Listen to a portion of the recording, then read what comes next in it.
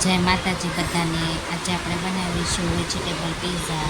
Vegetable pizza બનાવવા માટે આપણે વેજીટેબલને કટ કરી અને તૈયાર કરી લેવાનું છે।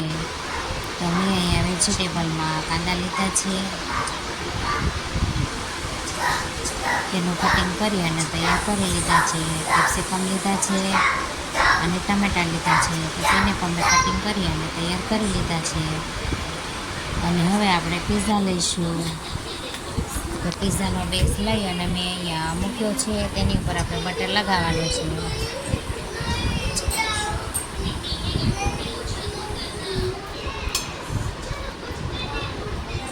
બટર લગાવી દીધા બાદ આપણે પછી પીઝાને શેકવાનો છે। હું અહીંયા પીઝાને બંને બાજુથી શેકવાની છું, એટલા માટે મેં અહીંયા પહેલાં એક સાઈડ બટર લગાવી અને તૈયાર કર્યો છે પીઝાને। હવે લોઢી લીધી છે, તે ગરમ થઈ ગઈ છે, તેની ઉપર પીઝાને આવી રીતે આપણે શેકી લેવાનો છે।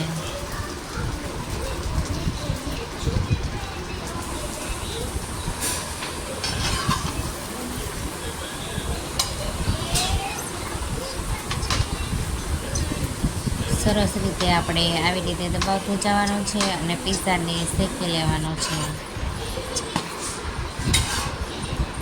હવે આપણે પીઝાને ઉતારી લઈશું અને મેં અહીંયા પીઝાના ટોપિંગ માટે સોસ લઈ લીધો છે। મેં અહીંયા રેડીમેડ સોસ લીધો છે। હવે આપણે પીઝાના રોટલા ઉપર સોસને આવી રીતે ફેલાવી દેવાનો છે।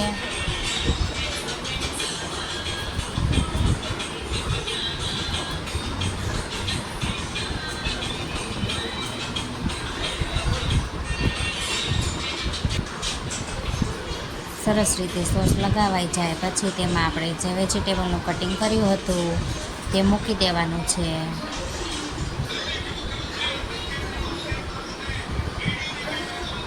કાંદા છે, ટમેટા, કેપ્સિકમ બધું સરસ રીતે આપણે પીઝાના રોટલા ઉપર ગોઠવી દઈશું।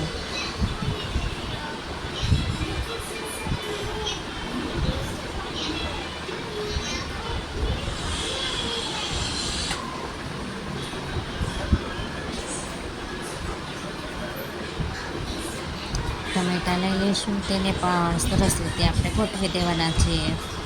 તમને વેજીટેબલ જે રીતે ભાવતું હોય એ વેજીટેબલ તમે એડ પણ કરી શકો છો અને સ્કીપ પણ કરી શકો છો। પછી મેં અહીંયા મોઝરેલા ચીઝ લીધું છે, તેને આપણે સરસ રીતે સ્પ્રિંકલ કરી લેવાનું છે।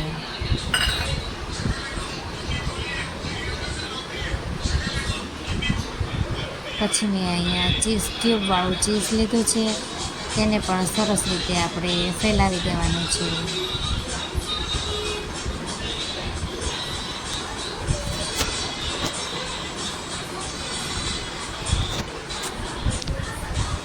ઓરેગાનો લીધો છે, ચીલી ફ્લેક્સ લીધું છે, બંનેને સરસ રીતે આપણે એડ કરી દેવાનું છે।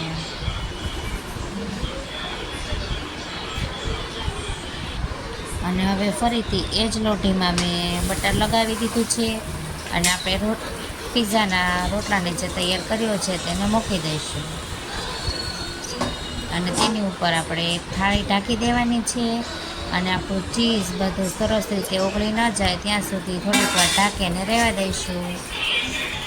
તમે જોઈ શકો છો કે આપણું ચીઝ સરસ રીતે ઓગળી ગયું છે અને રોટલો પણ આપણો સરસ એવો ક્રિસ્પી થઈ ગયો છે। હવે આપણે ઉતારી લઈશું અને હવે પીઝા કટરની મદદથી આપણે પીઝાને કટિંગ કરી લીધો છે। તો તૈયાર છે આપણો સરસ મજાનો વેજીટેબલ પીઝા। તો તમે તમારા ઘરે જરૂરથી એકવાર બનાવજો અને કેવો લાગ્યો તે કહેજો। જય માતાજી બધાને।